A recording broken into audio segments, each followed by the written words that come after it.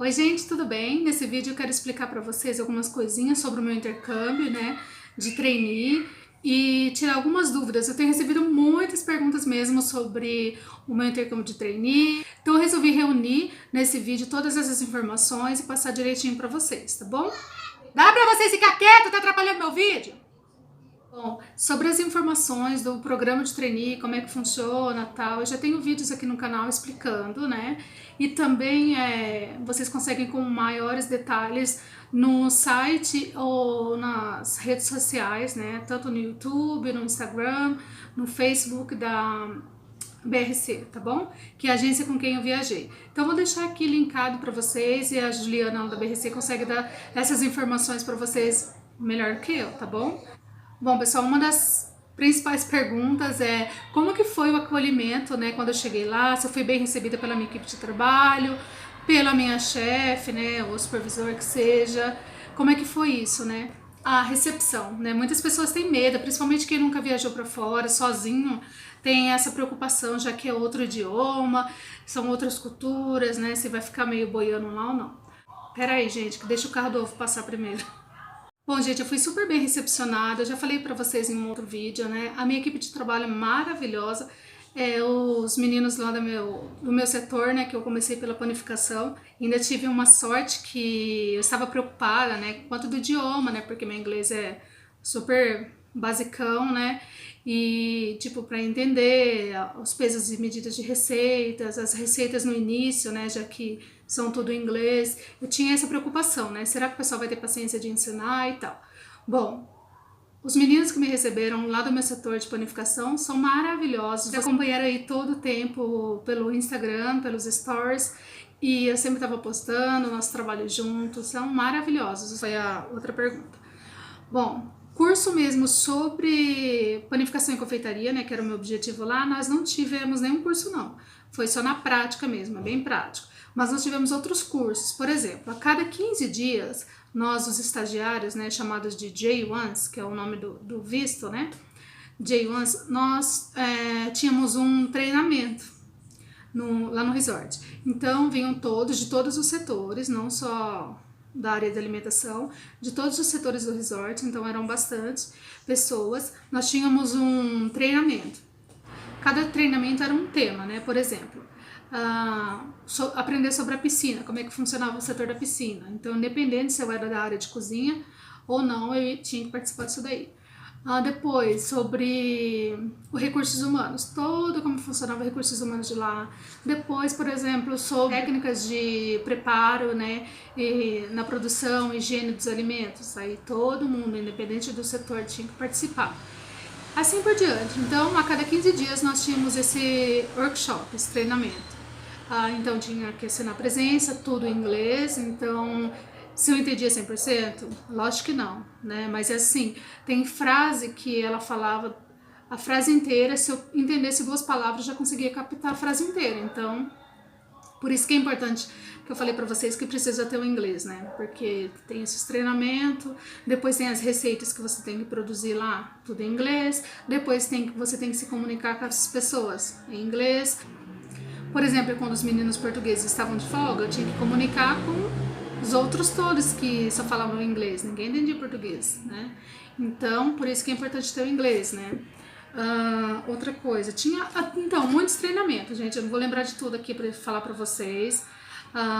Nós temos inclusive um passaporte que eles fizeram, Então tem muitas regras. Nesse passaporte, por exemplo, deles explica quem é manager, quem é gerente de todos os setores, a função deles. Então é muito explicadinho, tudo sobre o resort que nós aprendemos lá. Os estagiários não podiam ficar fazendo muita hora extra, é meio restrito, Pelo menos na área de cozinha lá, eles não deixavam fazer hora extra muito não, Eu fiz ainda no começo, logo que eu cheguei no final do ano, por causa que tinha os eventos, tudo, então eu ainda cheguei a fazer algumas horas extras. Mas depois o chefe reclamou que não era pra gente ficar passando de 40 horas semanais por conta do contrato, Tem toda essa questão do governo americano que fica por trás aí. Outra pergunta, que me fizeram aqui, acho que umas 3, 4 pessoas fizeram essa pergunta, se nós recebíamos o nosso salário direitinho, ou se alguma vez eu precisei reclamar que eu não estava recebendo, coisa do tipo. Bom, toda quinzena meu salário estava na minha conta e de todo mundo lá da empresa que eu trabalhava, até onde eu sei. Então, a empresa que eu fiquei lá era muito certinha, então nós tínhamos sim o pagamento certinho. Uma outra pergunta aqui é se foi difícil para alugar casa. Bom, eu já fiz, até comentei isso em outro vídeo. A empresa com quem eu fui, né? A empresa que eu fui lá trabalhar, o resort, ele já tinha os apartamentos lá num condomínio de apartamentos. Então, nós já fomos com as casas alugadas. Então, já era descontado no nosso salário, já tudo certinho. Então, não tive essa preocupação de ficar procurando casa, não. Graças a Deus já tinha a casinha lá no jeito, né, os apartamentos todos direitinho, mobiliado, compartilhado, como eu já expliquei para vocês em outro vídeo. Então não tive essa preocupação não, já foi certinho, tá bom? Bom, pessoal, a casa era organizada porque nas nossas folgas cada um ia lá, limpava, organizava, mantinha sempre organizado, então não tinha problema nenhum com isso, tá bom? E uma vez por mês, uma pessoa que é responsável pela gente, pelos J1s, fazia a vistoria dos apartamentos. Então ia lá ver se tava ok, se não tinha quebrado nada, se a gente tava precisando de alguma coisa. Queimou a luz, aí ia lá, explicava que queimou a luz para eles trocarem, ou eles iam ver se a gente tava tudo ok, fazia uma vistoria lá, se tava mantendo organizado o apartamento. Depois eles passavam um feedback pra gente por e-mail e se tinha algum problema eles falavam e na próxima a gente tinha que resolver, ok? Inclusive agora, essa semana eu recebi o reembolso de $50 porque nosso apartamento estava ok. Então todos os meses eles descontavam, se eu não me engano, $5 por mês, que era para um caixinha, né? Tipo, se a gente quebrasse alguma coisa, para ter esse dinheiro para arrumar, né? Para fazer os consertos. Como estava tudo ok, eles reembolsaram nossos $50. Então foi legal, nós tivemos o reembolso aí de $50. Agora, essa semana, eles pagaram, mesmo sem a gente estar lá trabalhando, e mandaram uma foto de como eles encontraram o nosso apartamento depois que a gente veio embora. Bom, gente, a casa era limpa, organizada, todo mundo mantinha certinho organizado, um respeitava o espaço do outro, nunca tive problema de ninguém mexer nas minhas coisas. Gostava muito das pessoas que moravam comigo. Como eu já disse pra vocês em outro vídeo, né, eram 2 espanholas e uma menina da Filipinas. E tive um probleminha lá, mas depois foi resolvido, né, com tudo quando a gente se conversa resolve. E depois respondendo a próxima pergunta, fiquei, se eu não me engano, um mês seguido só na confeitaria. O pessoal de lá bem bacana também, me receberam com bastante carinho. A gente é do lado da panificação, então eu também continuei tendo contato com os meninos, né, da panificação. Nos divertimos muito, a gente ria muito, trabalhava bastante, mas a gente se divertia bastante, ria muito, então foi incrível. Foram 5 meses, né, de trainee e na verdade ainda faltam 7 meses para eu terminar meu contrato, mas por causa dessa pandemia tivemos que retornar, como eu já disse para vocês, mas em breve, né, eu pretendo voltar, se Deus quiser, e tudo se acalmar e as coisas voltarem ao normal. Eu já tenho uma proposta de voltar. Eles tiveram toda a paciência para me explicar, muita paciência mesmo, porque são pesos e medidas diferentes. Nós aqui no Brasil nós pesamos em gramas e quilos, né? E lá não, lá são libras, né? Pounds e onças. Então é diferente, então eu tinha essa dificuldade. Eu ficava, meu Deus, será que eu vou conseguir? E eles tiveram toda a paciência. Meninos, muito obrigada pela paciência de vocês. Bom, pessoal, a próxima pergunta. Se pode fazer o intercâmbio sem ter o inglês, né? Bom, eu já até comentei nas perguntas anteriores aqui, eu já respondi, né, parte dessa pergunta. Sem inglês de nada é impossível, gente. Por quê? Primeiro que para você conseguir o visto ali no consulado, eles te fazem algumas perguntas em inglês. Por exemplo, ainda no consulado aqui no Brasil, eu fui no consulado de São Paulo, ele me perguntou, qual é o seu nível de inglês? Aí eu falei, intermediário. Acho que nem existe mais esse termo intermediário, né? Mas, anyway. Aí ele pegou e falou assim, eu posso te fazer algumas perguntas em inglês? Eu falei, sim. Aí ele pegou e por dentro torcendo, né? Pra ele não estender muitas perguntas, não. Pegou e perguntou, por exemplo, o que eu tava indo fazer lá, qual era o meu objetivo com esse trainee, qual era a minha intenção depois que acabasse, se tinha a empresa, né, o resort que eu ia trabalhar, se tinha só nos Estados Unidos ou tinha em outros países. Várias perguntas. E qual era o meu objetivo quando eu voltasse pro Brasil, né? Ele falou ok, aí depois ele falou seu visto foi aprovado, parabéns e tal. E é isso, fiquei muito feliz. Depois você tá indo para um país que você não conhece, com pessoas que você não conhece, pessoas do mundo inteiro, você tem que se comunicar com essas pessoas. E tem hora que não pode ser só na mímica, tem que ser com palavras mesmo. Você vai pedir orientação, essas coisas. Então por isso que é importante. Eu não sei, meu inglês ainda é péssimo, eu preciso muito me esforçar para aprender inglês. Depois quando você chega lá no seu trabalho também, você precisa ler as receitas, são tudo em inglês. Não dá tempo de você ficar pegando o Google Tradutor para traduzir, entendeu? Você precisa pedir uma orientação, precisa de um ingrediente aqui, você precisa pedir ali para chefe, precisa pedir para outro colega de trabalho, você tem que falar inglês. Eu ainda tive sorte que os meninos, como eu falei para vocês, eram portugueses, então no começo eles me ajudaram muito, mas teve hora que eles não estavam lá, entendeu? Teve horas, por exemplo, quando eu fiquei só na confeitaria, um pouco mais de um mês eu fiquei só na confeitaria, lá eu tinha que me comunicar tudo, então eu tinha que chegar na chefe, perguntar pra chefe qual que era as minhas tarefas do dia, então ela me passava, era tudo em inglês, aí ela me falava, não, vamos lá, não sei não onde, perguntam o que, os meninos só de pirraça, né, Paulo, se ele estiver me assistindo ele vai ver. Os meninos, por exemplo, o Paulo, ele falava assim, Sil, vai lá num tal lugar buscar não sei o que, ou fazer não sei o que. Eu falava, não, Paulo, vai você. Não, vai você. Ele ainda brincava, vai você que é estagiária, né? Eles não vão brigar com você. Mas não era. Só que eu tinha que ir. Com meu pouco inglês eu ia. E não tava nem aí, metia a cara e falava, a pessoa não entendia, eu perguntava de outro jeito.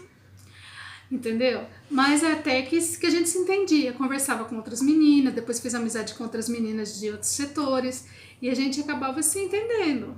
E é isso que eu quero falar pra vocês. Precisa sim ter um pouco de inglês, tá?